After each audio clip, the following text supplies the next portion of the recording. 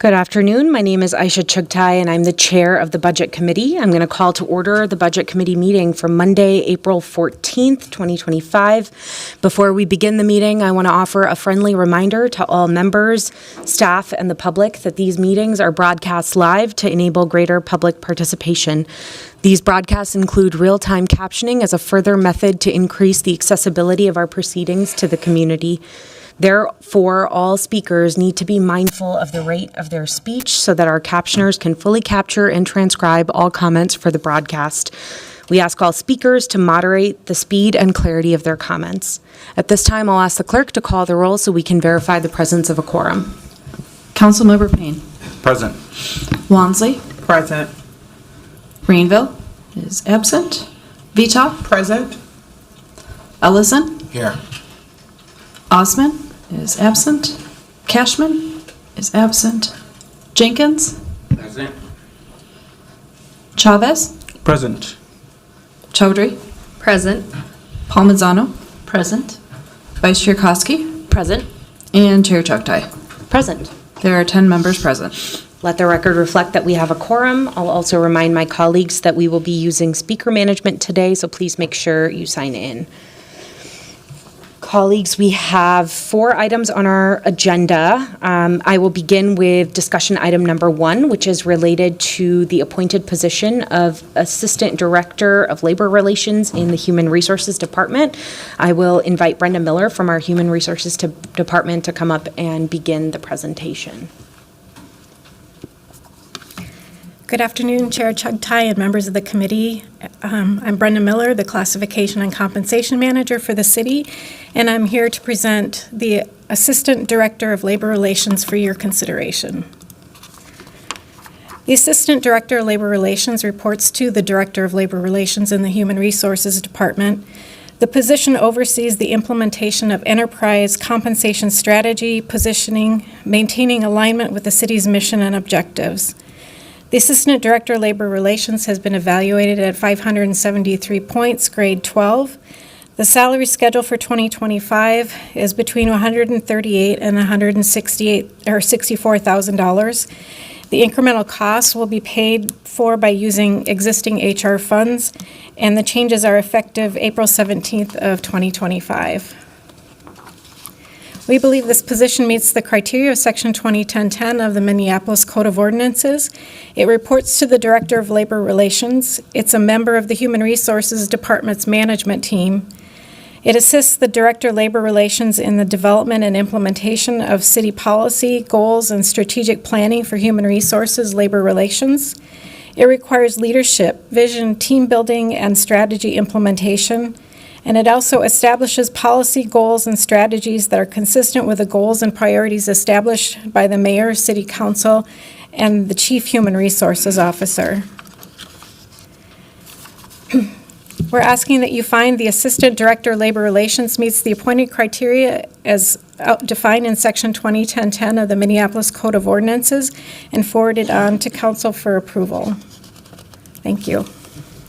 Thank you for that presentation, and I see that we have Human Resources Director in the audience today. So anyone from Human Resources joining us to speak to the position itself and the need you're hoping to fulfill with this appointed position. Welcome, Director Odom. I was going to say good morning, but that's not right. Madam Chair, Council members. So we're continuing to restructure and align the HR department to make sure that we are doing what we can to ensure that we are getting the best customer service for our employees, and that we are aligning things to make sure that we are getting proper efficiencies. We have determined that the compensation team should probably be a part of the labor relations team because 90+% of our employees are unionized, and we want to make sure that there is a cohesion and proper communication, especially when we are talking about our collective bargaining agreements and our negotiations.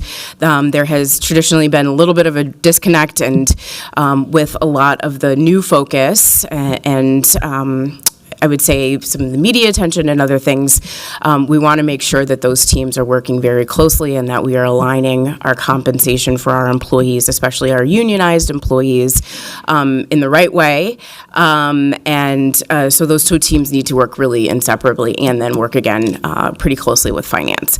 And so we believe that moving that team into labor relations is what really needs to happen there, and that we need to elevate one of the labor relations principals to manage that team. And we have an individual who is doing a wonderful job kind of melding the two, the comp and LR. And so we think that this is obviously a lot more responsibilities for that person. The person is not just now doing labor negotiations. They will be doing that plus managing all of the compensation.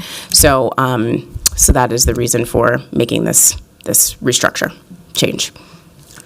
Wonderful. Thank you for that presentation. Colleagues, are there any questions or discussion related to this item? And, I will recognize Council President Payne. Thank you, Madam Chair. Yeah, I was curious if you know which bargaining units might be up for contract renewal this year. That is something I can get to. There's, I think, 4 in process now and 10 by the end, whose contracts will be up by the end of the year. So we can certainly get that list to you. Yeah, could we have that as an administrative follow-up? Thank you. Wonderful, thank you. Just wondering, is there a director as well of the total compensation team? This position will basically be now the director of the compensation, not total comp. So total, we have to revise the name of that division because it was basically compensation and benefits. So we're now moving the compensation team under the LR director. And so we need to revise the name of total compensation. But this will basically be the manager of comp, and it'll sit under LR. And that will cover like 95% of employees because they're unionized. Got it. I was just wondering if there was an existing appointed position for director of that team, and if Yes. they will not be moving. with It's not a those? director, but a manager. Yes. And then, so we'll be restructuring. Got it. Wonderful. Thank you. Not seeing any further discussion, so I will move approval of this item. Can I get a second? Second. The item has been properly moved and seconded. All those in favor, please signify by saying aye. Aye. Those opposed say nay. Any abstentions? The ayes have it, and that motion carries. Item number 2 on our agenda is the rollover of unspent appropriations from 2024 to 2025. This includes items that were delayed or not completed during the 2024 budget year for several departments. At this time, I will invite our controller to come up and present this item. Welcome. Welcome, yeah. Give me a minute here, I just have to get the... Take your time to get set up, and then we'll just make sure that you're right in front of the mic so that we can capture your comments for the broadcast. Okay, thanks.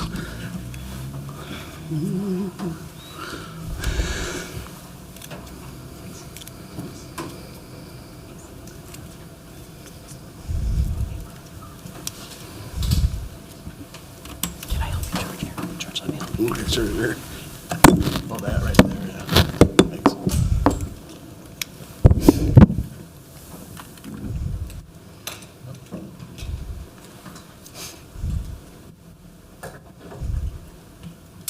Thanks, Casey.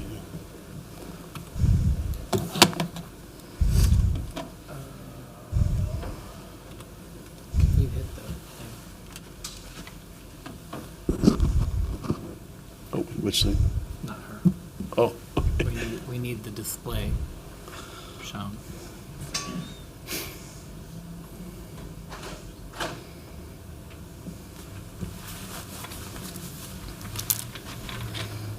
There you go. okay. It's the rollover presentation.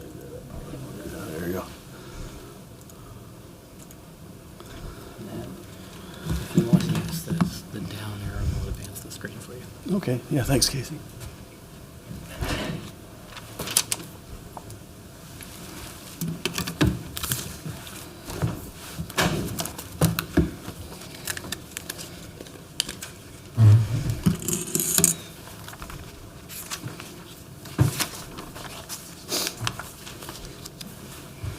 Okay, I think I'm all ready here now. Good afternoon, Chair Chugtai, City Council members. Thank you very much for allowing me to come and present the 2024 to 2025 rollover request from last year.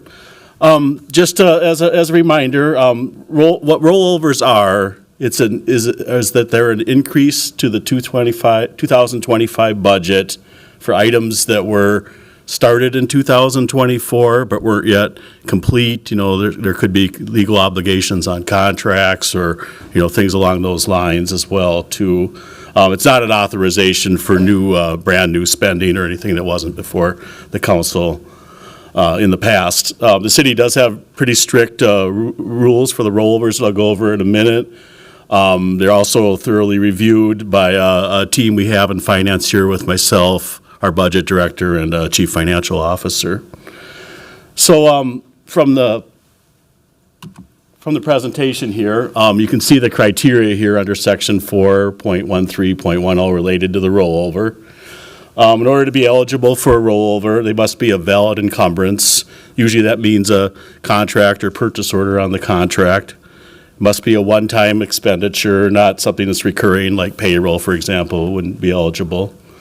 Have a purpose consistent with the department's business plan, you know, something that was in the 24 budget.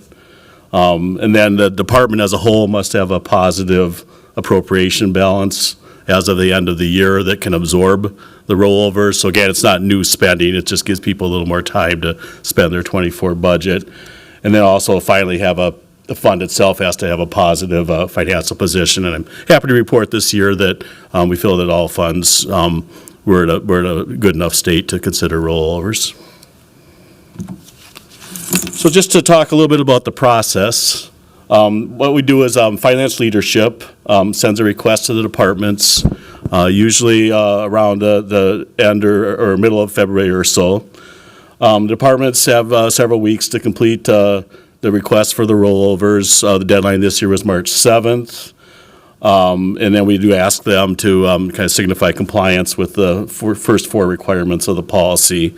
New this year is we also sent a list of purchase orders that were existing or had year-end balances as of the end of 2024. We asked the departments to, if at all possible, tie their requests back to the purchase orders. That way we knew that it was a valid encumbrance.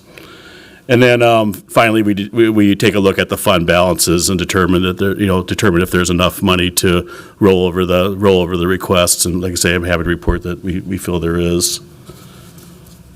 Continuing with the process, after we receive the requests, we evaluate all the responses. We ask clarifying questions. We make contact with the departments. There's quite a bit of conversation back and forth. And then finally, we bring the request to the city council that we're doing today, to amend the 2025 budget. Again, rollovers don't authorize new spending. They just allow us to complete purchases from 2024. And then at the end of the resolution, there's language to roll over grant funds, capital funds, and other restricted sources of revenues, from last year to this year. And again, these are all multi-year projects or grants. Then just to give a little bit more detail, this is a summary of the resolution. You can see that we have certainly CPED is the department that has the most requests. They had a fairly big budget variance at the end of the year. You can see we have neighborhood safety and finance. A lot of that is public safety aid that's being rolled over, and I can talk more about that, I think, when we get to the fourth quarter finance presentation. Otherwise, the rest of the departments were pretty well in the 6 to 7 figures or so. So this compares. You can see the bottom line is about a little less than $42 million out of the general fund, and then if we look at the non-general fund on the last slide here, you can see again where most of this is community planning and development, CPED. A lot of that is for their capital projects. And TIF district work. Then we see IT and Public Works have a fair amount, and the Target Center have a fair amount for their projects as well, too. So at this point, I stand for any questions, and we appreciate your request for these rollovers for this year. Thank you. Thank you for that presentation. Colleagues, are there any questions or discussion from the committee? I'll first recognize Council President Payne, followed by Councilmember Palmisano. Thank you, Madam Chair. This is more of a process question, but every one of these dollars, it's tied to a PO, or it's a project that's in flight or spending that's in flight. If these were not to get approved today, what would be the result of that? I imagine we're contractually obligated to certain transactions, right? Yes, Chair Chugtai, Councilmember Payne. Yes, they are tied to legal encumbrances that we have. So yes, most of these are on purchase orders or contracts that we've signed in the past. Some are projects as well too. So yes, if we didn't roll these forward, then some things would have to be canceled, and it would depend on our legal situation as to what the effect would be. And then the other piece to this, the policy says it has to be in alignment with the department's business plan. Do departments have business plans that you review as part of this process? Yeah, I generally, myself, I review them through the budget book, I guess, and the budget, some of the budget materials that I've reviewed since I've been here. But again, yeah, that's generally what we look at, and I've also worked with the CFO and the budget director on that as well too. And we do ask some questions occasionally too. If we have questions or concerns on that. So the budget book would be what we would define by this policy as the business plan. Yes. Okay, those are my questions for now. Thank you. Thank you. Councilmember Palmisano. Thank you, Madam Chair. Do we typically see this much rollover for CPED on a regular basis? It just seems to be a big outlier. And I get there can be some big projects that just can't, wrap up by December 31st. But do you see this as an outlier, and are you concerned about it? I would have to, I think, get back to see the history of CPED. I am pretty sure it is more than last year. I could look at the history of it. I'm not sure if people that have been at the city longer than I have insight into that. Otherwise, I can get back to you on that as far as what their requests have been. But I do believe it is more than 24, or from 23 to 24. So I see the line-by-line items. I'm just curious what explains that in aggregate. I have a big post here in my way. I'm not sure if there's anybody from CPED that would want to comment on that, but for follow-up, I think the right way to phrase the question is maybe over the past 3 years, what has been the rollover, and are there any big items that strike this as being unusual? We don't want to collect more taxpayer dollars than is needed to get something done within a year. We could have otherwise waited until the following year. The other question that I have is about public safety aid. Am I seeing this correctly, that it looks like there's about $3.4 million of unallocated public safety aid that then looks like it's rolling over in property and finance services? Yeah, actually, I can speak to public safety aid, Madam Chair and Councilmember Palamisano. What's happened we had roughly, of the $19 million we got at the end of 2023, we had about $15 million left over. And of that, about $5.3 million or so was actually programmed into the 2025 budget that was already approved by the council. So we needed that, as part of the funding to fund the general fund portion, to help fund the general fund portion of the 25 budget. And then the other $9.7 million is being asked to be rolled over as part of this request. And that's mainly in the neighborhood safety area as well as in the finance area. But that's money that there have not been decisions made on how it will be allocated out. I would say I could go over the or get back to you, or go over it now, over the actual 9.7 million in rollover requests. I'd have to consult, I think it would be best for me to consult with the budget office on the 5.3 million that was already planned for use in the 25 budget. I mean, to answer your question, I do believe it was planned on something for 25. I believe so too. Yeah. All right, I guess my last question is, I see 289,000 rolling forward for media buys for the Imagine Yourself campaign for MPD recruitment. Given the funding was gutted for this program in this year's budget, what would be the plan for those funds? Would it be to continue the work from last year as far as it can take us? Yeah, that was the request to keep the media buy going. I believe it was part of the HR request, that line item. So this is about half of what was taken for 2025. So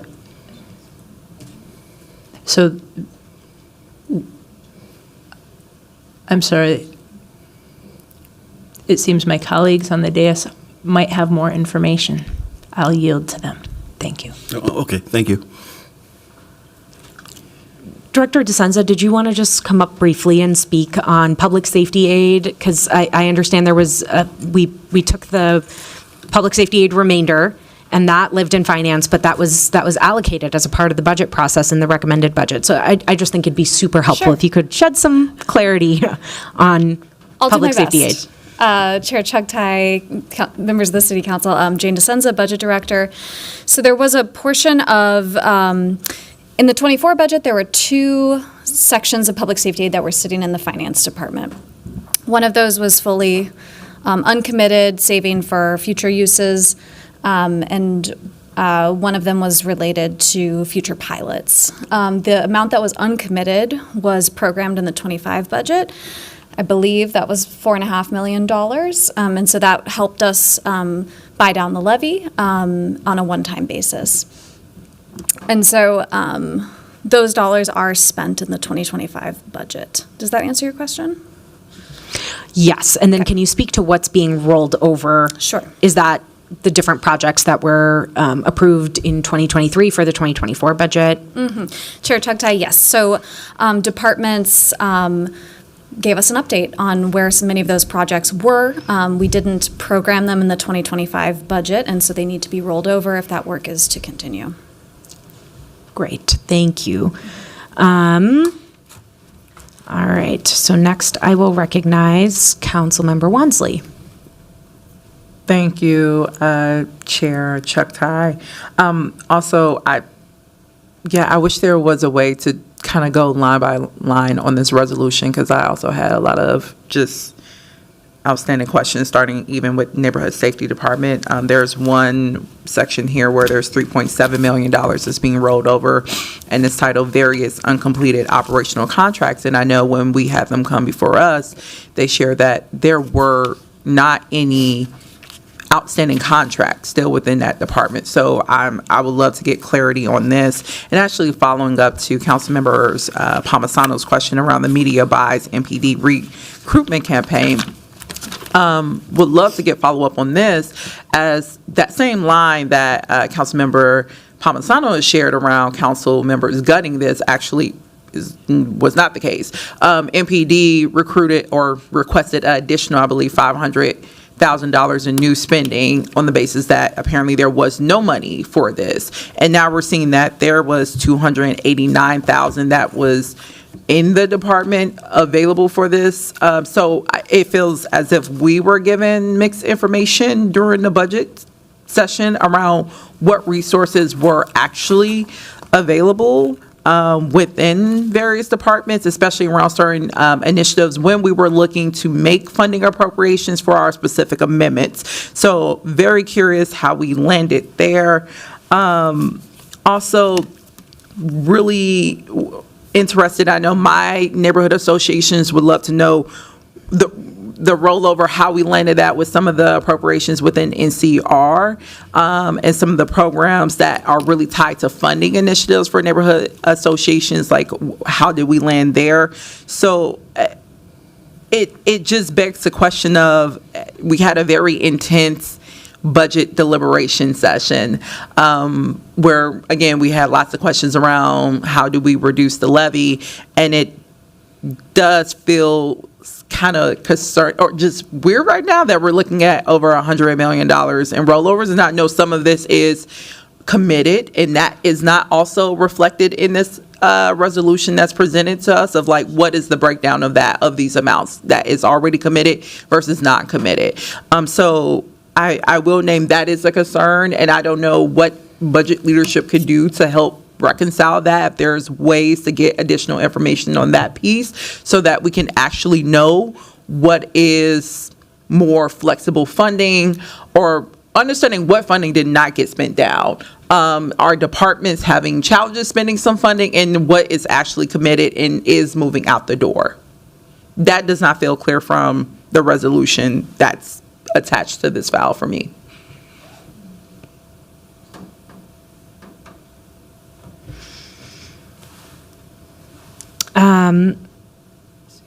Thank you. I will recognize Council President Payne. Thank you. Actually, I'm going to just cut that short real quick. Director Kruger, if you wanted to just join, potentially address some of the questions or discussion items that were raised. Yeah, Chair Shugtai, Councilmember Wansley, absolutely. Deb Kruger, Director of HR Operations. To speak a little bit to the recruitment campaign. Oh gosh, okay, so this started in 2022 when we used ARPA dollars to create a branding campaign, and we started out with law enforcement and sort of those hard to fill positions, and we spent all of those ARPA dollars on the campaign as well as media buys, okay? And then to keep it moving forward, so that was the first, let me think, it launched in January. Our first media buys with ARPA went through April of 2024. And to continue that work, we received the money through the public safety aid, public safety. And the actual work in terms of purchasing the media buys was transitioned to the communications department. So there, Jordan Gilgenbach in the social media arena of communications actually places the media buys for the recruiting campaign for law enforcement. There was between April and July, staff wasn't available in the communications department to do so. So there was a bit of a delay getting it kicked off and off the ground. We had our vendor who created the branding campaign place those for us for a while until communications had the staff to be able to do that work themselves, and then spent some time figuring out how to use P cards. And so there was a bit of delay from a finance perspective, as the media buys had to be done on a month-by-month basis as compared to sort of a contract. So they have been placing the media buys since July of 2024, and there has been an additional, of that rollover dollar, an additional $45,000 had been spent, but the invoices did not come in prior to the close of the 2024 financials. So there's about $45,000 of that has been spent. And just follow-up question on that quickly, is the reason why, okay, now I'm seeing it with the communications, within the HR administration department. That's where it's being routed through, because I see HR. Okay, yeah. It gotcha. is. All right, thank you. Thank you. Council President Payne. Thank you, Madam Vice President. Kind of a couple angles here. First angle is I want to thank Deputy Commissioner Hanlon for being in the room to answer questions, but I don't think I have any because the descriptions are pretty straightforward. But I'm not getting that for the rest of the departments. It's kind of a smattering of, some of them are self-evident and other ones it leaves questions for me. So I'm curious, from a process perspective, is health an outlier here and just provided extra content in the description, or do other departments did in the documentation that they were providing through the requests. Is there more information available than what's presented here that we could review, or we need to ask other departments to present more detailed descriptions so that we could kind of get a better understanding of some of these line items? I don't want to go line item by line item, but I will highlight health seems to have pretty clear descriptors, but other departments are not as clear to me as to what the request is for. And I'm wondering maybe if I want to even make a motion to forward this without recommendation so that we could give departments an opportunity to put some more information in here, because some of these are very clear and I support them, and other ones I don't understand what it's for, and I'd want to give it a little bit more scrutiny. But I don't know if I'd need to do that if I had enough information. So direct question, in the process, were you given much more content than is available and what's presented here that we could just compile, or would that be an extra request of department heads to provide more information? Yeah, Chair Chugtai, Councilmember Payne. Yes, to answer your question, I do have one more report that's in more detail than the actual resolution itself. It'll contain things like the purchase order numbers and what row they were on my report. It kind of contains some information on project numbers and things like that. What you're seeing on the resolution is what I copied over from the department's request. So I maybe for future reference, I should probably help edit it or maybe push some of them back or so, and I'll definitely take that under consider, definitely next time around. But no, I do have another more detailed report that pretty much follows the departments, how they're listed on the resolution. Because I think I would like to see that additional detail before voting to approve this. So I certainly wouldn't expect you to produce that on the fly here. And so forwarding without recommendation, could that give us enough time to get some of that additional detail? No, I could certainly the detailed report I can come up with very quickly. If it got to the point where we wanted to go back to the departments, certainly we could do that on a one-by-one request, or just in general have them look at it and beef it up. But you're all right. You're totally correct. Some departments describe things a little better than others. So, maybe we could start with the detail, and then I don't know. You can let us know, or certainly I'm happy to just let the departments review it as well too.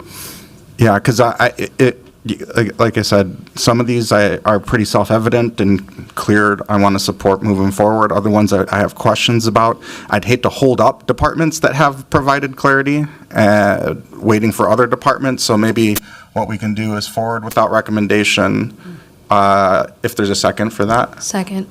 And then have you generate that report and get that to us, and then maybe we could work together to flag, here goes the ones that we want to separate out with more questions that need more detail, and here's the ones that are ready to move forward. No, that's an excellent idea. Did you want the budget director?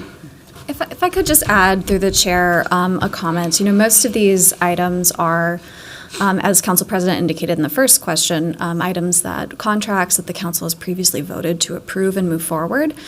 And so the council has already given that authority to spend. What was really happening in rollover is moving the budget dollars from 24 into 25 so that contractual obligation can carry forward. And of course, the rollover happens in strict accordance with the financial policies that this body adopts. Yeah, I'll just give some insight into where my head is at. We have a larger project that we're trying to take on around how we're managing our policies, of which I'm certain some of these clerk rollover dollars are a component of that. And looking at this rollover process of whether or not, this streamlined policy is really what we want to see for our governance model, or should we have folks come forward requesting individual budget amendments as they're ready to move forward instead of this comprehensive rollover process. But we're not taking on that policy decision today, but I do want us to have a little bit more of a grasp on when I see a dollar figure like $150 million, especially under the current federal reality that we might be losing some federal funding. I'm just wanting us to have a little bit more oversight of this process. So just to conclude, there is an additional report that includes details about each of these rollover requests that our controller will follow up with us on, so that we can review that prior to council on Thursday? Great.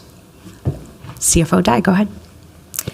Chair Chuktai, Council President Payne, just wanted to clarify what a rollover is. I think Controller George Hargrove kind of talked through, it must be a valid encumbrance. That also means that you all have approved whatever it is that we're asking to roll over, right? We do have a obligation to pay these vendors that do have contracts. So if we don't roll over the funds, all that means is that we will probably be spending 2025 budget allocation.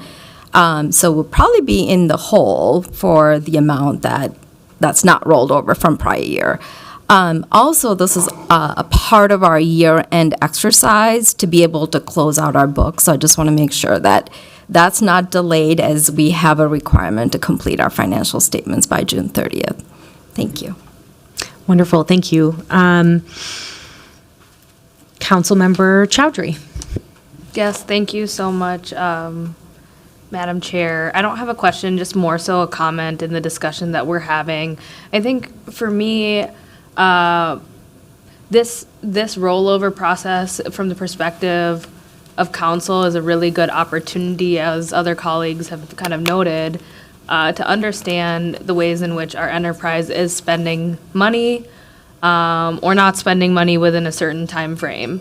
All of these items, and don't dispute that we approved, that's how it got done, but just coming into this rollover process, having more transparency and understanding of like what are the contracts that we have to fulfill, what's contracted versus non-contracted. I think that's like a question that I'm getting just from the comment that CFO Dai made. Like, we do want to fulfill those contracts if those are in existence, but what I have before me doesn't necessarily give the clarity of like, these are the contracts that we are on the hook for versus the contracts we aren't on the hook for. And then I also will agree with Council President on just better details on what's being rolled over, right? Like, one example that I can see that's pretty clear is we have cultural/community media programming listed 4 times as different items. And it's like, what is the difference between those items in terms of what we're rolling over?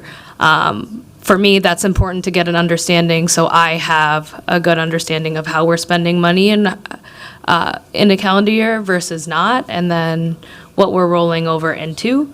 And I think this is also an exercise for us to think about how we're going to approach our budget process this next year. It's not something that's separate from the discussions that we'll be having as we're work planning, and then also setting up our priorities as council members in tandem with the mayor's administration and the discussions that we'll have.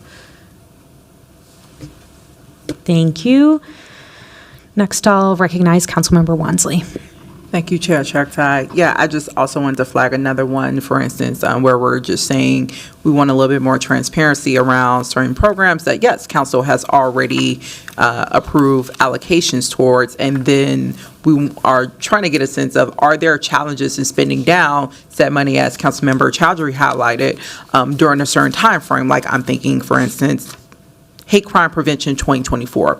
Last year, we spoke a lot about the hate crimes that were happening in our respective wards across the city, and wanting to know, and I believe this was the exact amount that's being rolled over that was appropriated by council. I would have hoped to see a lesser amount to indicate that there were some spending of this to be directed at addressing that problem across the community. And that says something if there's not. So we want to get a sense of why is that not being spent, when we know, especially in a climate like ours right now under Trump, and even prior to that, where we're hearing about hate crimes and attacks, and we're passing items, legislative motions that's being responsive to hate crimes, like Davis Matori, for instance, just a few months ago.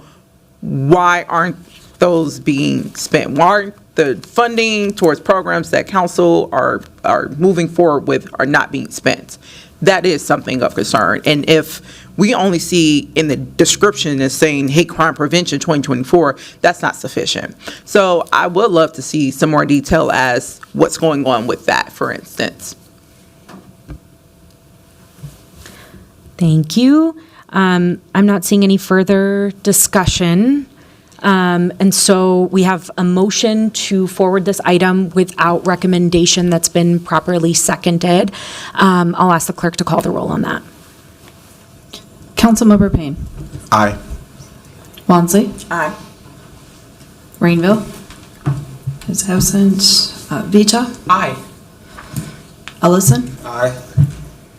Osman is absent. Cashman is absent. Jenkins.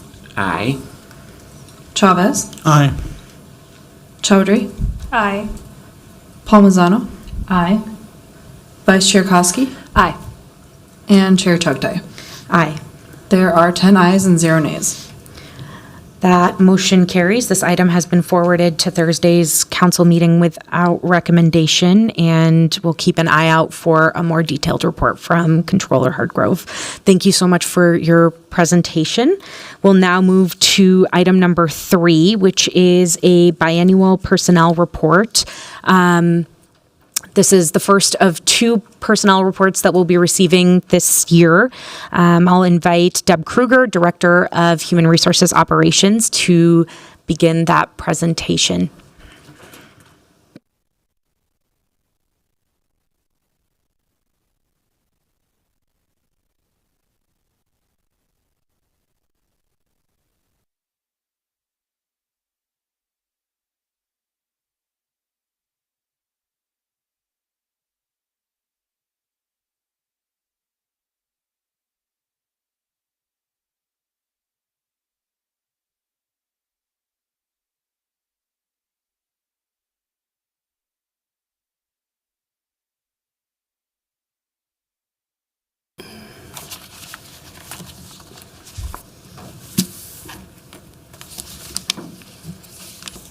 Welcome, Director Kruger.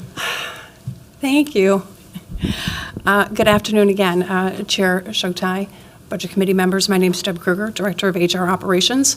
I will be presenting the biannual personnel report today, the summary of. Before I begin, I'd actually like to thank you, Chair Chugtai, for agreeing and being amenable to moving the date of the presentation of this report from February in order for us to really provide a more complete, accurate report. As we completed, February was a little too soon, as we completed year-end 2024 activities, and then are able to get the budget documents for Q1 of 2025. And we are also completing the annual workforce reconciliation process with departments, reconciling their workforce data in the HR system to the 2025 budget FTE count and doing that alignment. So thank you so much for your flexibility in the date.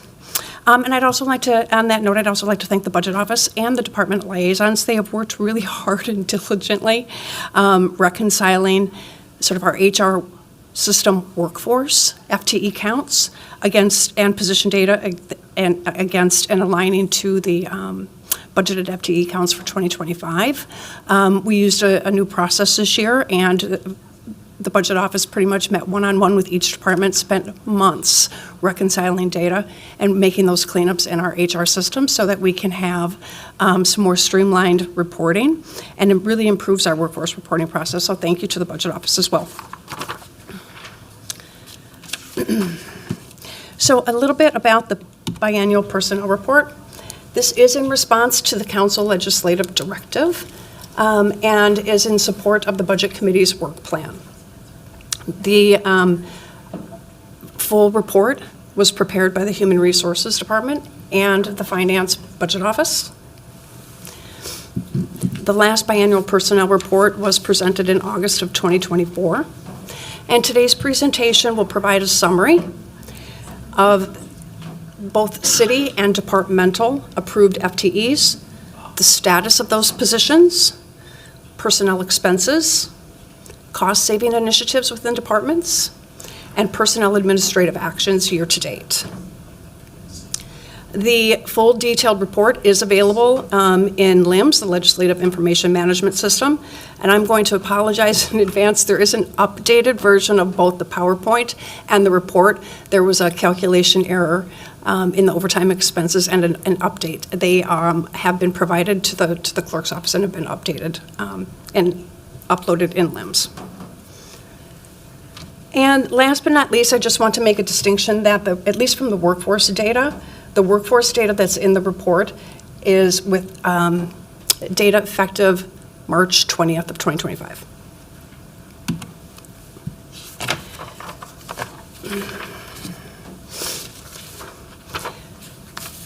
So the workforce summary. Oh, actually, before I begin, I would like to just make one clarification. There's a bit of a disconnect in the legislative directive. So the workforce data and all of the data that you're going to see throughout my presentation and that is also in the report is based on budgeted approved FTEs, so the full-time equivalent of a full-time position. We do have about 160 less than full-time positions throughout the city, anywhere from a 0.5, like a half of an FTE, to intermittent positions of like 0.2% of an FTE. And so when we talk about to report out the approved budgeted, and in the legislative directive it calls employees, we don't budget on employees, we budget on FTEs. So throughout this report you're going to see FTEs, which may be different from the number of employees we actually have actively working at the city, okay? I just wanted to make that distinction, that it won't be the number of employees necessarily, but the number of FTEs.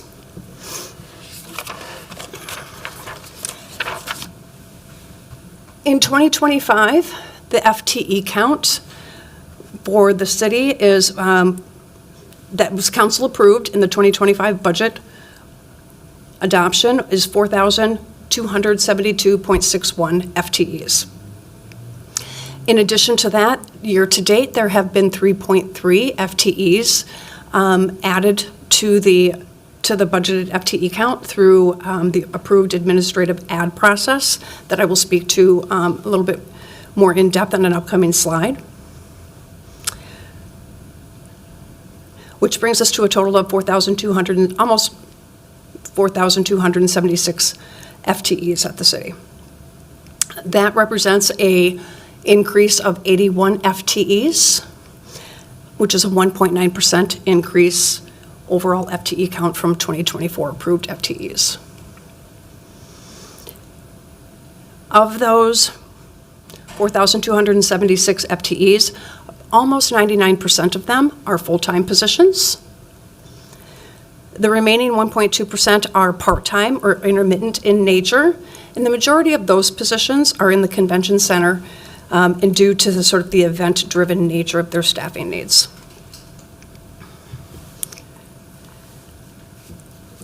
Of the 28 city departments, we have a wide range of FTEs in each department, ranging in size from a little over 1,000 FTEs in the Public Works Department down to the smallest department of 6 FTEs in Arts and Cultural Affairs. The workforce summary and the numbers within both the presentation and the full report does exclude, much like the Schedule 5 of the 2025 budget book, does exclude capital-funded, temporary, and short-term grant-funded positions. Those aren't, the regular permanent year-round positions. So they are also not included in the workforce summary and in the report so that it matches to the Schedule 5 of the 2025 budget book. And again, the full report does show the council-approved FTEs by individual city departments.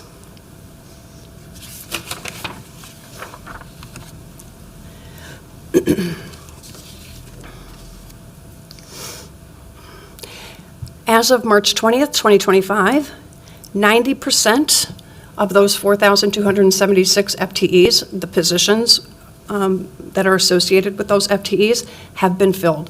That is a 1% increase in filled positions over the previous report in August of 2024. 7 city departments are fully staffed. Those are primarily departments that are smaller in nature or medium-sized.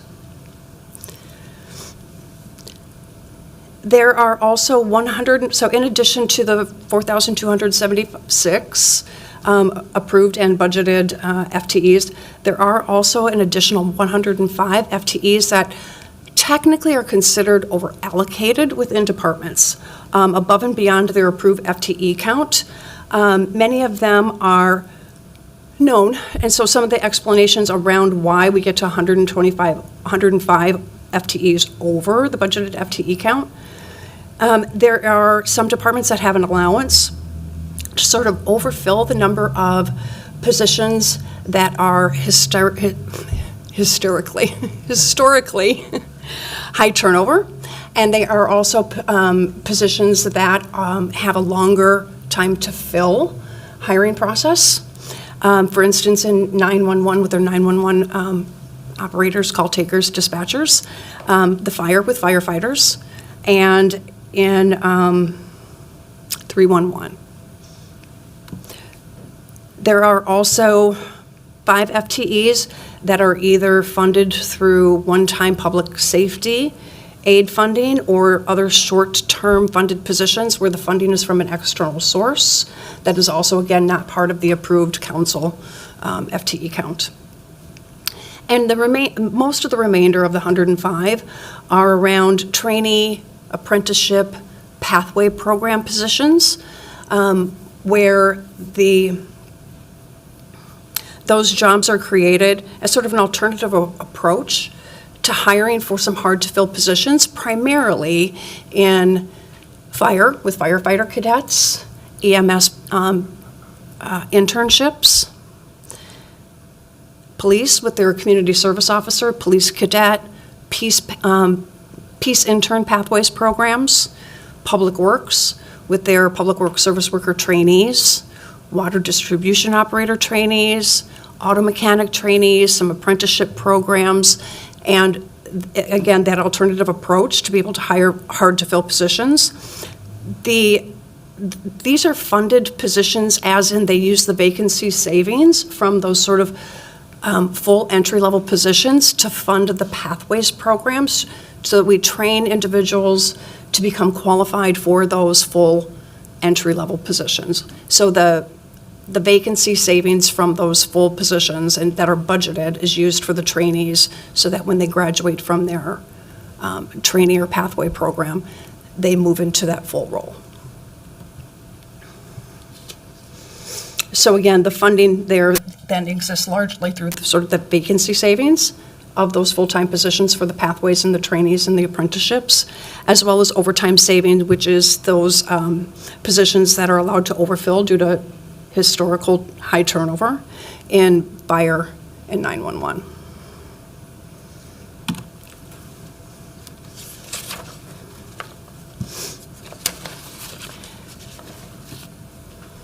In addition,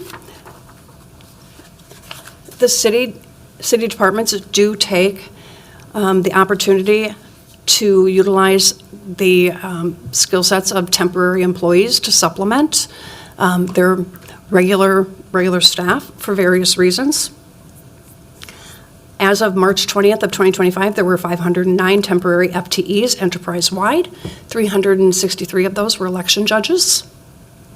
49 are interns. 20 FTEs are temporary or permit employees.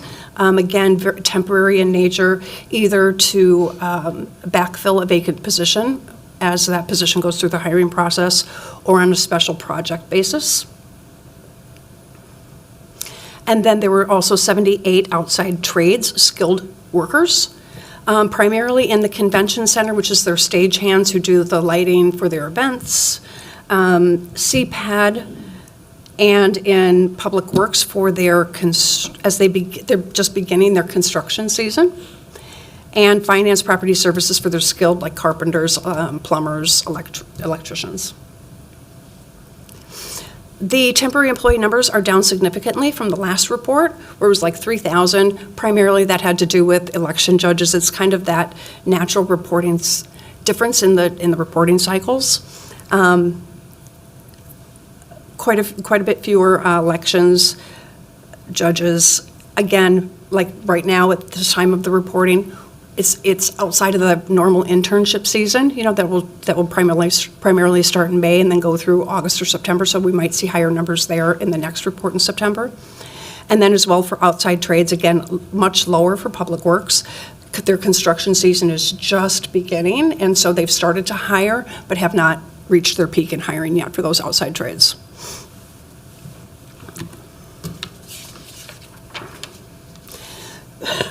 Pardon me. Vacant positions, 10% of the authorized budgeted positions are vacant, which comprises 404 vacancies. The highest vacancy rates within the city are in the police department. They're at about 16% vacant positions, which is down from 22% from the last report. Public Works, 9% vacancy rate, again down from 11% in August of 2024. And the Convention Center at 22% vacancy rate, again down from 24% in August of 24.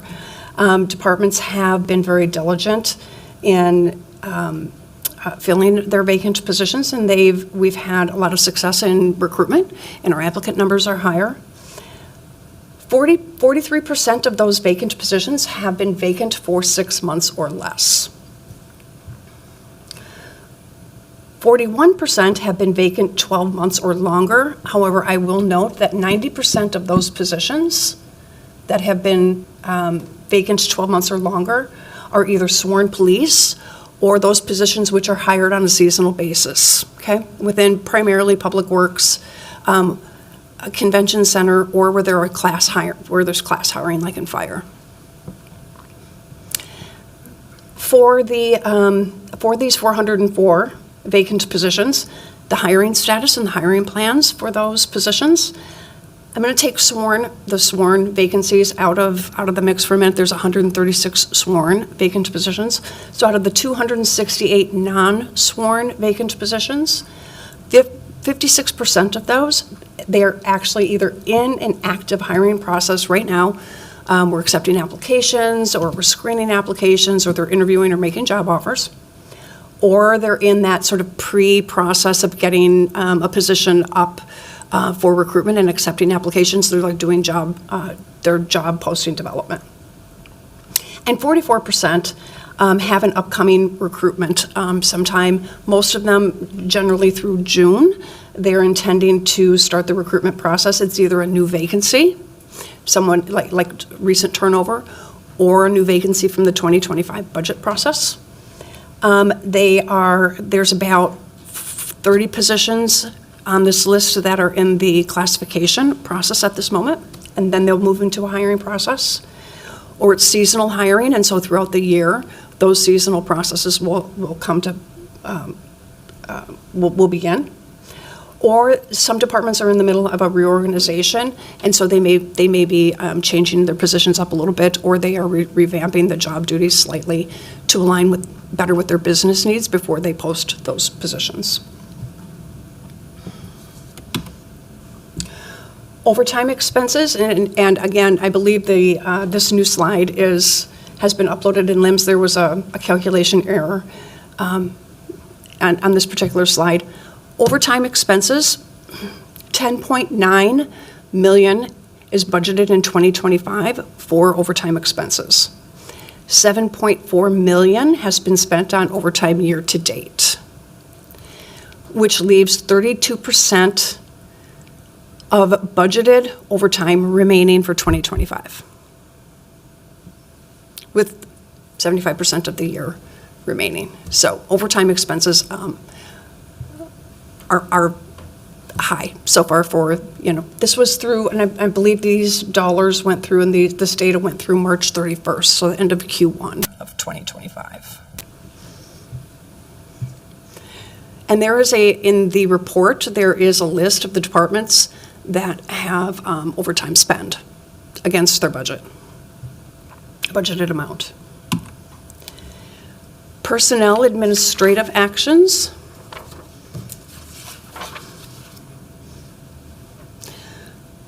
For this report really comprises, again, this is a year to date. What are the personnel administrative actions that have occurred? Really comprising two different types of personnel admin actions. In terms of vacant positions where titles have been changed from what they were originally budgeted at to what they're being posted at as the position's vacant, and/or where a position has simply been reclassified, typically where there's an incumbent in the position. There have been 19 job title changes or job reclassifications completed year to date.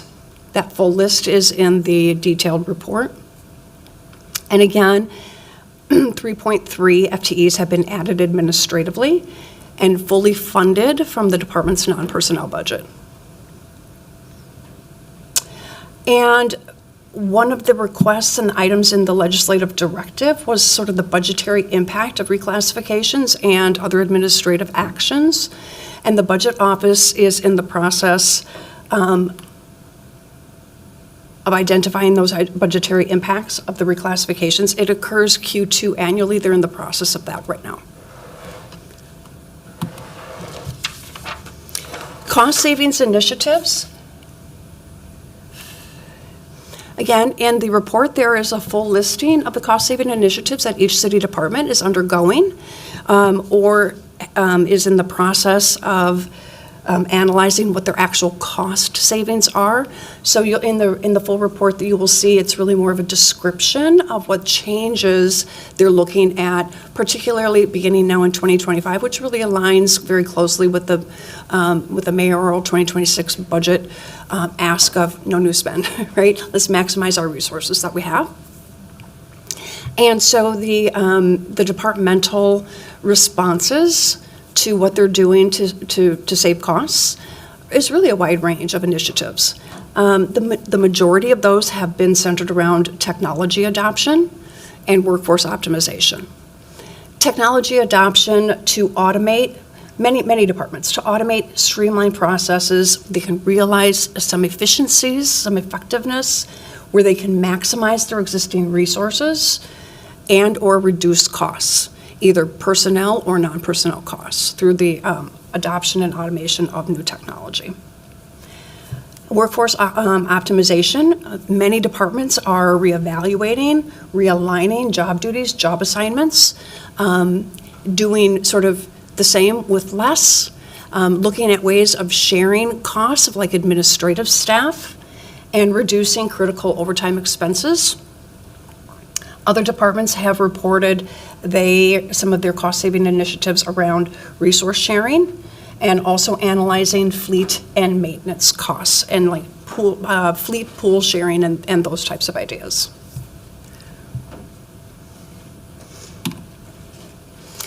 And then personnel budget, the budgeted personnel funding amount versus spend to date. The 2025 personnel budget across the city is $623 million, roughly. And through Q1 of 2025, which is March 30th, for the 31st, $113.4 million has been spent. So 82% of the personnel budget is remaining for 2025. I will stand for questions. Thank you for that presentation, Director Kruger. Colleagues, are there any questions or discussion related to this biannual personnel report? I will first recognize Councilmember Palmisano, followed by Vice Chair Koski. Thank you, Madam Chair. Ms. Kruger, just a quick clarification. For those positions that have been vacant for more than 12 months but were listed, actually, sorry, you answered that one. On the vacancy report, not your presentation, starting on page 9, what are some of the reasons why departments have listed intentionally holding? Is it what you just said a few minutes ago, which this is about reclassifications or reorganizations or even seasonal hires? Those are primarily the reasons. A few of the others, they're holding some vacant positions that are sort of at a lower level because the hierarchical positions that report are also vacant, so they're going to be hiring the supervisor, the manager, the director, right, before they then open up the other positions that report into that person so that they have input into the hiring process. I see. That makes sense. Thank you. You're welcome. Thank you, Vice Chair Koski. Thank you, Madam Chair. Thank you, Director, for the presentation. If we go to the overtime expenses, I'm just curious to know if there is a plan to cover the overtime. It looks like we are going to go over the budgeted 10.9 million, and what the plan is when that happens. Chair Shotai, Councilmember Koski, that is a wonderful question. I would invite the Budget Office.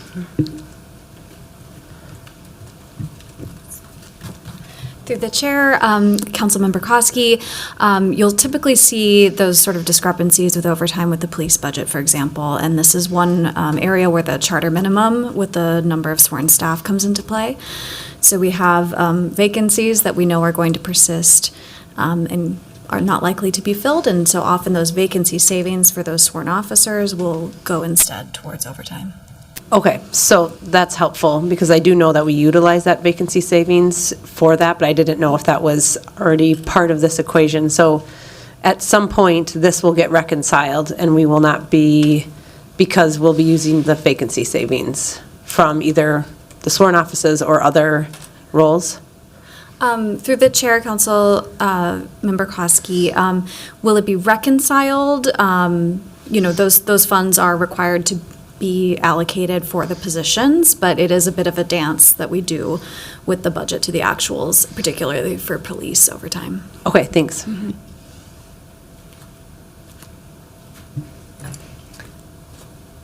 Thank you. I'm not seeing any further questions or discussion. Council President Payne. Thank you, Vice President Chugtai. I know one of the times we went through this vacancy report, we had some pretty extreme outliers in terms of the length of time that there were vacancies, and I think there was a problem with the data and reporting and just the systems. Have we resolved that issue, and can we expect this report to not reflect any of those errors, or is that a persistent thing that we're going to be trying to navigate? Through the chair, Council President Payne, generally speaking, yes, many of those, we've identified where many of those issues came from and have made corrections, and we're continuing to. There are still a few outlying departments where we're trudging through the workforce data in the HR system.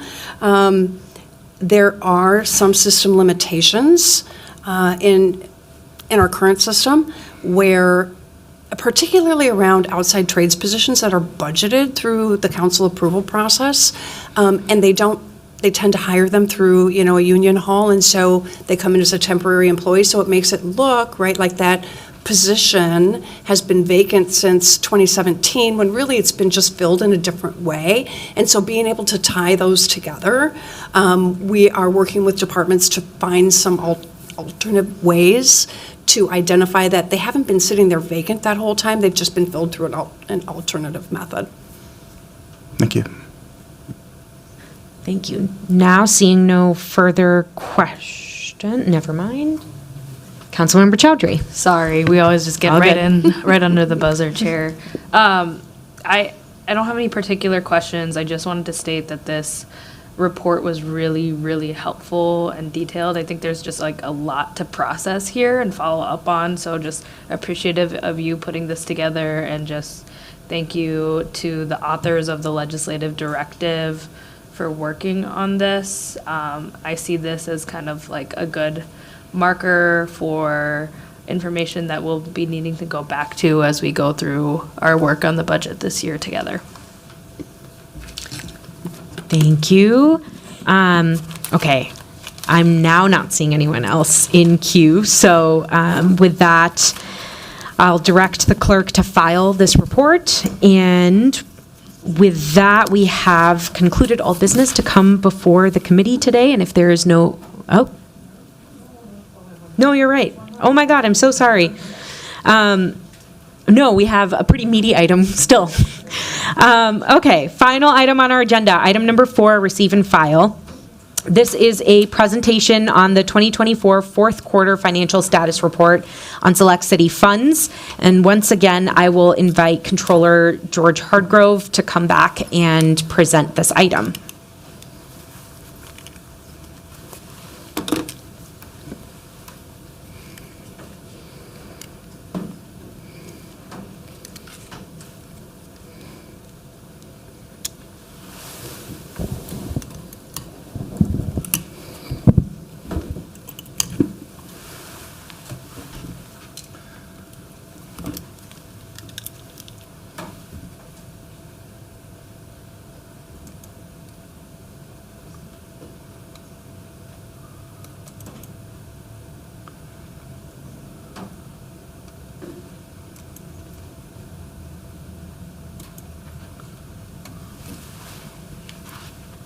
Okay, thanks again, Chair Chugtai, City Council members. Yeah, my name is George Hardgrove, Controller for the city. I'm here to present the fourth quarter financial status report. Moving on here now. This report reflects reflects our financial results as of December 31st, 2024. We have closed period 12, which means that almost all of our operational activity is in this report. However, it's still a point-in-time report. We still have final audit adjustments, for example, like in the self-insurance fund. We're still waiting for some information from our actuarial firm to complete the liabilities. So there is still some more adjustments. So it is unaudited. The state auditors are working on auditing our financial report, but that won't be complete until later on this spring or so. As I said before, too, like I say, this is a point in time, subject to audit adjustments. And even though there's no forecasts or anything on this report, it is the numbers from our system. We still will recommend to check in if there's wishes to move things around or things like that. As far as our financial highlights, basically, I would say in one word, it's been fairly stable in the last year in 2024. You can see our first bullet point, I think we mentioned last fall that all three major rating agencies have rated us the AAA bond rating. Other good news, the parking revenues are rebounding. They're up about $5 million from what we experienced in 2023. Pretty much back to pre-pandemic. We hope that that parking can get back to their required minimum balances sometime this year or early next year. Property taxes were a little lower than expected. We were about $23 million under, mainly due to non-collections of assessed values. However, on the other side, as far as the local sales taxes, like the entertainment tax, food tax, things like that, our downtown assets fund has done much better, and they were up about almost $10 million from 2023. And then the other major highlight, I think, for the city during this last year was our ARPA. That stands for the American Rescue Plan Act that was passed back in 2021. Through council action, we were able to close that in November of 2024, so all remaining spending was put on the general fund at that point. Continuing on with our financial highlights, the total book value of our cash and investments is about $1.233 million, just a slight decrease from 2023, the end of 2023. That again makes up is pretty much most of the balances in our cash accounts and all the different funds. Most of that is invested in treasury bills.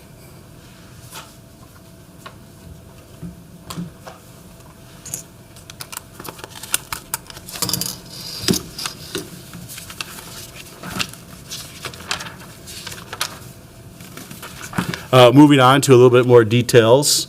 You can see our self-insurance fund, as I mentioned earlier, is still being finalized. However, it is below target in terms of it has a negative net position. It's a little better than we thought last fall, about 48 million versus a little over 50 million. I am happy to report, though, that the cash balance has got up now to about 175 million. Another area that's not quite meeting our fund balance or cash balance requirements is fleet services. The cash balance is about 8.3 million or so, which is above the target, but we did forecast that to be below the target, but they didn't have enough deliveries of vehicles and other capital equipment at the end of the year to spend it down below the level, but we continue to watch that. As I mentioned before, the parking fund is doing better, still below, cash balance is still below the target, but it has improved. It's gotten better since the end of 2023. And then finally, property services is our last department that isn't quite meeting our cash reserve target. You can see they're about $900,000 under. The next area I wanted to cover is really the general fund. As I show on the slide here, this fund accounts for a lot of the finances for the city. It accounts for anything that's not required to be in a different fund, and generally those are enterprise, special revenue, and internal service funds. You can see our cash balance is up, is a little bit up from 2023. Again, like I say, it reflects the stability of the city during the last year. The next, in terms of the fund balance, I think this really is the kind of shows where we're at here. We're at about 209 million versus 210 million. So the city's been very stable. It's not better than it was a year ago, but it's not worse really either. Still exceeds the 17% minimum fund balance, which, with the calculations from this last budget, it's about 112.7 million. So we're about 97 million above that right now. In terms of our 2025 budget, we have about 24 million or so in planned use of fund balance. Some of that is public safety aid. Some of it is not. It's about 5 million in public safety aid, about 20 million in other funds. From the presentation earlier today, you can see our rollover request for the general fund is at 41.8 million. And then I did talk about, like I say, 15 million in public safety aid was left. And then based on our fourth quarter projections, budget would be at about 21% or so of the 25 proposed budget, which is about $27 million over the minimum. And just to kind of look at the fund balance, the general fund balance in a little bit more detail, you can see we have, like I say, we kept very steady. We just went down about $1 million in terms of the overall fund balance in the last year. And if you look at that in more details, like how did we get here? I would say we ended up with about 40 million less in revenue than we thought, but we also had 80 million less in expenses than budget as well, too. So that would have been a $40 million gain, but the 24 budget had about $18 million or so use of fund balance, and there was some rollovers as well, too, of about 25 million or so. So that's why it pretty much stayed the same, even though we were a little bit favorable to budget. But the budget contains some use of fund balances and rollovers. You can see of the 209 million, you can see what we've restricted here. The first two are the planned use of fund balances. You can see that's about 24.6 million. The ones in yellow here is the public safety aid versus about 19 million in non-public safety aid. That's already been programmed in the 25 budget, so we have to restrict that because that'll be needed. Should we exactly equal the budget in terms of our spending and revenue? You can see in terms of the rollovers, that's for the general fund about 41.8 million. About 9.7 million of that is public safety aid, and the other 32 million is non-public safety aid rollovers. So that gives us about 41.8 million total. In that amount, there is about 3.3 million being rolled over to finance. I think there was a question on that earlier. So that's not programmed yet, but that continues to be in finance's budget, awaiting programming. Then you can see finally North Commons Park is also restricted for 3 million. That was a formerly a ARPA project.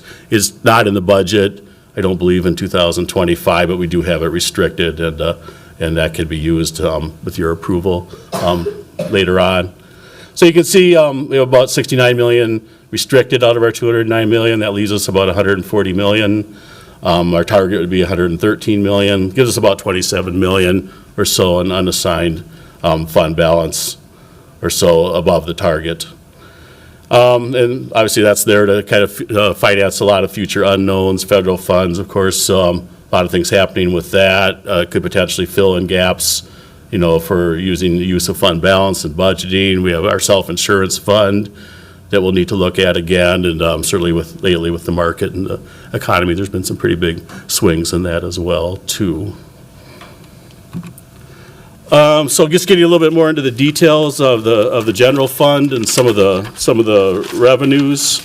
You can see there's really, like as I mentioned before, we were about 40 million under budget.